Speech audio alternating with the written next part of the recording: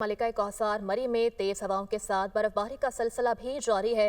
महकमा हाईवे की जानिब से मशीनरी के जरिए सड़कों की सफाई का अमल जारी।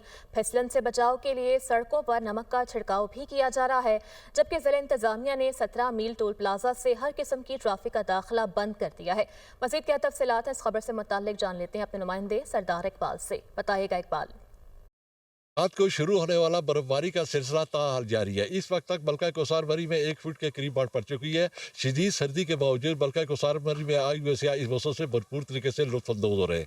अगर इंतजाम की बात की जाए तो हाईवे मशीनरी ने मरी की सड़कें तकरीबन खोल दी हैं, लेकिन फिसलन और बर्फबारी के बायस यहाँ पर आने वाले सयाहों की गाड़ियों को चलाने में मुश्किलात का सामना है, लेकिन फिर भी नमक का छिड़काव किया जा रहा है। इधर 17 मील और फुलग्रां टोल प्लाजा पर अभी तक मरी आने वालों का दाखिला मुकम्मल तौर पर बंद है और वहाँ पर गाड़ियों की लंबी लाइनें लगी हैं और लोग मुश्किलात का शिकार हैं।